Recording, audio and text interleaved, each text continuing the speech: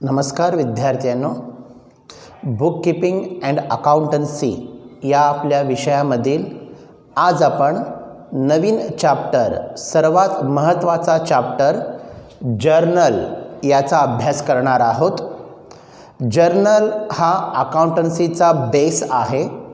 यापुढे आपण अकाउंटिंगमधील जे काही प्रॅक्टिकल प्रॉब्लेम पाहणार आहोत, जे वेगवेगळे प्रकारचे बुक्स ऑफ अकाउंट्स प्रिपेअर करणार आहोत, त्यासाठी जर्नल हे माहीत असणं खूप महत्त्वाचं आहे. मग जर्नल म्हणजे काय आणि जर्नलमध्ये ट्रान्झॅक्शन्स रेकॉर्ड करण्यासाठी कशाची आवश्यकता असते आणि या जर्नलचा फॉर्मॅट आज आपण या तासाला अभ्यासणार आहोत. जर्नल हा एक बुक आहे अकाउंटचा. आपण म्हणतो पहा, book keeping is a process of recording business transactions in the books of accounts. म्हणजे बुक कीपिंग हे व्यवसायातील व्यवहारांची अकाउंटच्या पुस्तकामध्ये नोंद करण्याची प्रक्रिया आहे. असं आपण बुक कीपिंगचं व्याख्या किंवा अर्थ पाहिलं होतं. मग या ठिकाणी बुक्स ऑफ अकाउंट्स, अकाउंटचे बुक्स म्हणजे काय, तर अकाउंट्सचे बुक्स म्हणजे असे वेगवेगळे प्रकारचे बुक्स ज्याच्यामध्ये बिझनेस ट्रान्झॅक्शन्स रेकॉर्ड करतो. त्यातला सर्वात महत्त्वाचा, सर्वात इम्पॉर्टंट असा बुक म्हटलं तर जर्नल. जर्नल हे ओरिजिनल बुक असते. जर्नल हे प्राईम बुक असतो ज्याच्यामध्ये business transaction, day to day घडणारे बिझनेस ट्रान्झॅक्शन्स रेकॉर्ड करत असतात. जर्नलची व्याख्या अशी केली जाते, journal is a prime book or journal is a original book in which day-to-day business transactions are recorded in chronologically. याचा अर्थ जर्नल हा असा मूळ पुस्तक आहे ज्याच्यामध्ये व्यवसायातील व्यवहारांची तारखेनुसार, क्रमानुसार नोंद केली जाते. अशा प्रकारच्या बुकला जर्नल असे म्हणतात. मग ह्या जर्नलमध्ये बिझनेस ट्रान्झॅक्शन्स रेकॉर्ड करण्यासाठी काही अकाउंटिंग डॉक्युमेंट्स महत्त्वाचे असतात. एखादा व्यवहार घडला का एखादा व्यवहार घडला नाही हे दर्शविण्यासाठी अकाउंटिंग डॉक्युमेंट्स महत्त्वाचे असतात. बिझनेस ट्रान्झॅक्शन वेगवेगळे प्रकारचे असतात, जसं मालाची खरेदी करणे किंवा माल विकणे, पैसा खर्च करणे किंवा उत्पन्न मिळणे, पैसा देणे किंवा पैसा घेणे. मग अशा वेगवेगळ्या प्रकारच्या बिझनेस ट्रान्झॅक्शन झालेत याचा पुरावा दर्शविणारा दस्तऐवज, कागदपत्र म्हणजे अकाउंटिंग डॉक्युमेंट्स. आणि हे अकाउंटिंग डॉक्युमेंट्स असेल तरच त्या बिझनेस ट्रान्झॅक्शनचं रेकॉर्ड आपण जर्नलमध्ये करू शकतो. मग हे कोणते अकाउंटिंग डॉक्युमेंट्स आहेत ज्याच्या आधारे बिझनेस ट्रान्झॅक्शनची नोंद आपण जर्नलमध्ये करतो ते पाहूया. सर्वात पहिला महत्त्वाचा अकाउंटिंग डॉक्युमेंट म्हणजे वाउचर. वाउचर हा एक एव्हिडन्स असतो. वाउचर हा एक डॉक्युमेंट असतो जो पेमेंट केल्याचा पुरावा असतो. म्हणजे व्यवसायामध्ये आपण पगार दिला असेल किंवा व्यवसायामध्ये एखादा खर्च केला असेल, त्या खर्च केल्याचा पुरावा ज्या डॉक्युमेंटच्या माध्यमातून दाखविला जातो किंवा दर्शविला जातो त्याला वाउचर असे म्हणतात. वाउचर दोन प्रकारचे असतात, एक इंटरनल वाउचर आणि दुसरा एक्सटर्नल वाउचर. इंटरनल वाउचर याचा अर्थ व्यवसायामध्ये एका विभागातून दुसऱ्या विभागाला काही रक्कम दिल्यास, काही रक्कम खर्च केल्यास त्यासाठी दिला जाणारा वाउचर हा इंटरनल वाउचर असतो. तर एक्सटर्नल वाउचर हा बाहेरच्या व्यवसाय घटकांशी पैसे देत असताना, खर्च करत असताना जो वाउचर दिला जातो त्याला आपण एक्सटर्नल वाउचर असं म्हणतो.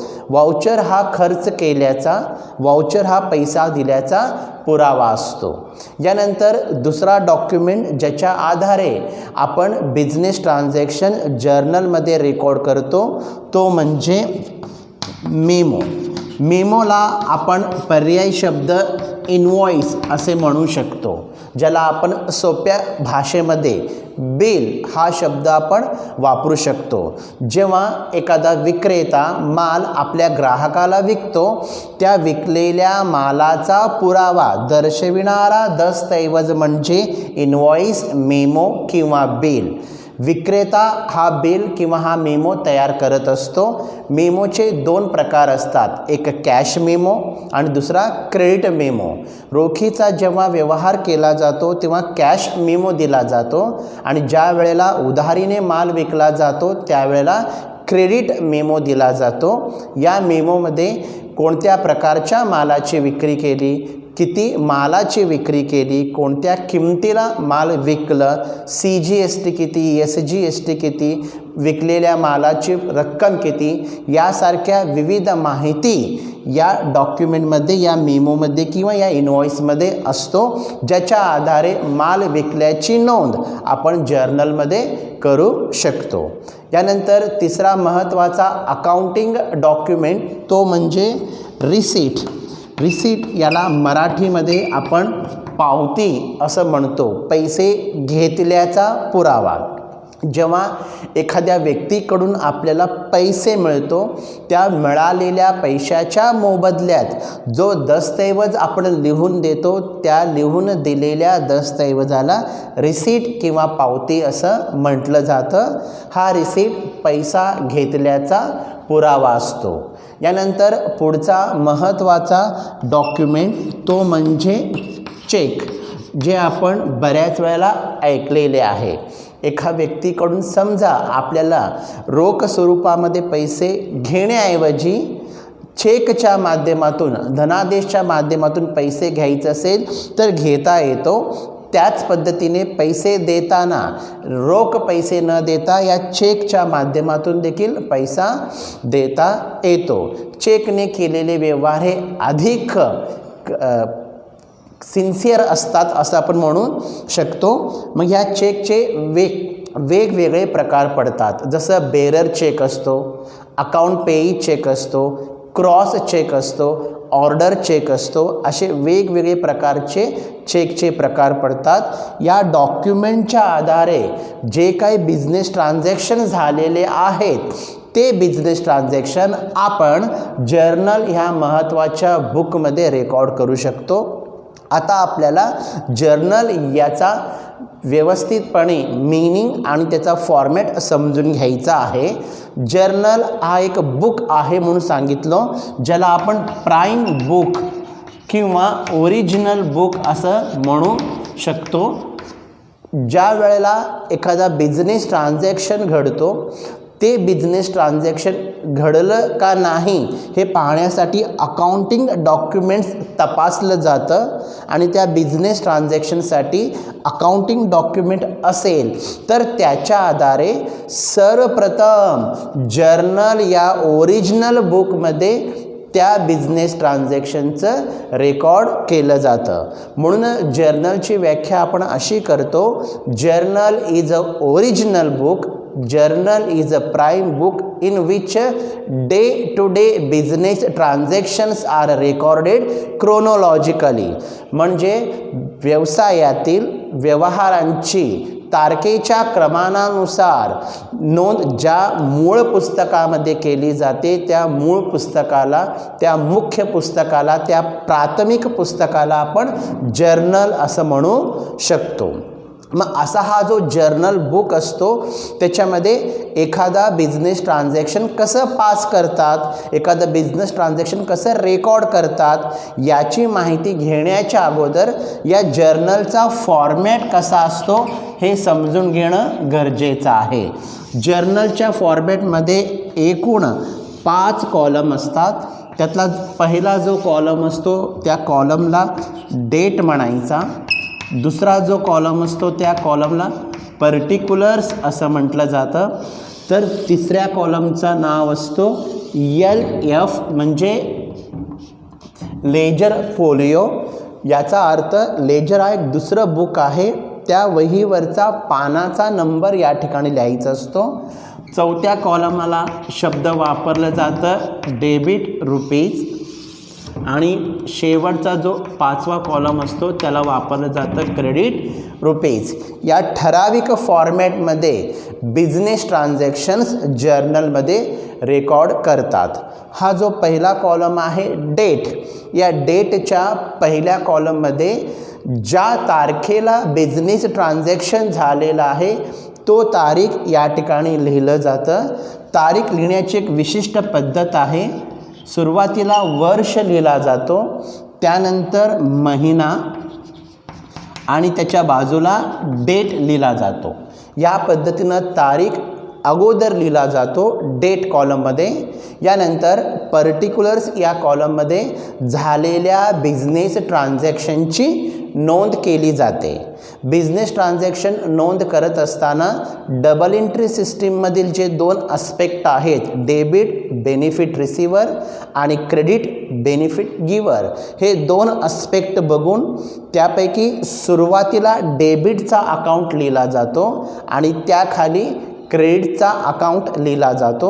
मग हे अकाउंट लिहिण्याची ही एंट्री नोंद करण्याची एक ठराविक पद्धत असते. ती पद्धत पहा. सुरुवातीला जो अकाउंट आपल्याला डेबिट करायचा आहे तो अकाउंट सुरुवातीला लिहायचा. दोन अकाउंट असतात, दोन अस्पेक्ट असतात बिझनेस ट्रान्झॅक्शनमधील. त्यातला पहिला अस्पेक्ट डेबिटचा असतो आणि दुसरा अस्पेक्ट क्रेडिटचा असतो. त्यापैकी डेबिटचा अस्पेक्ट अगोदर लिहायचा, डेबिटचा अकाउंट अगोदर लिहायचा. त्याखाली पॅरेग्राफ काढून थोडंसं अंतर सोडून जो अकाउंट क्रेडिट असतो तो क्रेडिटचा अकाउंट लिहायचा. डेबिटच्या अकाउंटसाठी DR डेबिट असं वापरलं जातं, परंतु क्रेडिटच्या अकाउंटसाठी CR असं वापरलं जात नाही. तर हे टू म्हणजेच क्रेडिट असा त्याचा अर्थ होतो. आणि जो अकाउंट डेबिट आहे त्या अकाउंटच्या समोरची रक्कम डेबिट कॉलममध्ये येते आणि जो अकाउंट क्रेडिट साईडला आहे त्याची रक्कम क्रेडिट कॉलममध्ये येते. आणि ह्या बिझनेस ट्रान्झॅक्शनची नोंद केल्यानंतर त्याच्या खाली कंसामध्ये त्या नोंद केलेल्या नोंदविलेल्या त्या एंट्रीबद्दल स्पष्टीकरण कंसामध्ये दिलं जातं आणि कंसामध्ये दिलेल्या या स्पष्टीकरणालाच आपण शब्द वापरत असतो नॅरेशन. जे आपण पहिल्या प्रकरणामध्ये बेसिक अकाउंटिंग टर्मिनॉलॉजीजमध्ये अभ्यास केलो. तिथं आपण एंट्री म्हणजे काय, नॅरेशन म्हणजे काय याचा अभ्यास केलो होतो. ही जी आहे त्याला म्हणतात एंट्री आणि या एंट्रीचं दिलेलं स्पष्टीकरण म्हणजे नॅरेशन, जे कंसामध्ये लिहिलं जातं आणि त्याची सुरुवात बीइंग या शब्दापासून होत असते. या पद्धतीनं जर्नलचा फॉर्मॅट आहे ज्याच्यामध्ये आपल्याला day to day business transaction chronologically तारखेच्या क्रमानुसार रेकॉर्ड करावा लागतो या विशिष्ट या ठराविक अशा फॉर्मॅटमध्ये. मग या जर्नलमध्ये आपल्याला बिझनेस ट्रान्झॅक्शन जर रेकॉर्ड करायचे असेल तर काही अकाउंटिंग डॉक्युमेंट्स लागतात. याच्या आधारे हे बेस घेऊनच बिझनेस ट्रान्झॅक्शन आपल्याला या जर्नलमध्ये रेकॉर्ड करता येतो. यानंतर जर्नलमध्ये कोणताही बिझनेस ट्रान्झॅक्शन रेकॉर्ड करायचं असेल तर त्या बिझनेस ट्रान्झॅक्शनमधील दोन अस्पेक्ट अगोदर आपण ओळखायला पाहिजे. त्यातला डेबिट अस्पेक्ट कुठला आणि क्रेडिट अस्पेक्ट कुठला, त्याच्याशी संबंधित असणारे अकाउंट कोणते हे समजून घेऊन त्या पद्धतीनं त्या एंट्रीची नोंद या पर्टिक्युलर्समध्ये लिहायचं आणि डेबिट अस्पेक्टची रक्कम डेबिट कॉलममध्ये येणार, तसेच क्रेडिट अस्पेक्टची रक्कम क्रेडिट कॉलममध्ये येईल. आणि या पद्धतीने झालेल्या सर्व बिझनेस ट्रान्झॅक्शनची नोंद या जर्नल नावाच्या बुकमध्ये आपण करू शकतो. मग या जर्नलमध्ये एंट्री बिझनेस ट्रान्झॅक्शन कसे पास करायचं यासाठी दोन मेथड्स आहेत. त्यापैकी पहिला मेथड हा जे आपण गोल्डन रूल्स बघितलेला आहे डेबिट क्रेडिटच्या, त्या गोल्डन रूल्सवरून या जर्नल एंट्रीमध्ये आपण या जर्नलच्या फॉर्मॅटमध्ये जर्नल एंट्रीज रेकॉर्ड करू शकतो. तर दुसरा जो मेथड आहे तो मॉडर्न ॲप्रोचचा, ज्याच्यामध्ये असेट्स, लायबिलिटीज, कॅपिटल, एक्सपेन्सेस किंवा इन्कम्स असतात. त्यांच्या इन्क्रीज किंवा डिक्रीजवरून बिझनेस ट्रान्झॅक्शन्स या जर्नलच्या फॉर्मॅटमध्ये आपण रेकॉर्ड करू शकतो. मग ते कशा पद्धतीने रेकॉर्ड करायचा याचा अभ्यास आपण पुढच्या व्हिडिओमध्ये बघूया. आज आपण ते बघितलं, ती माहिती सोबत पाठवत आहे, ते तुम्ही तुमच्या वहीमध्ये लिहून घ्या. थँक्यू.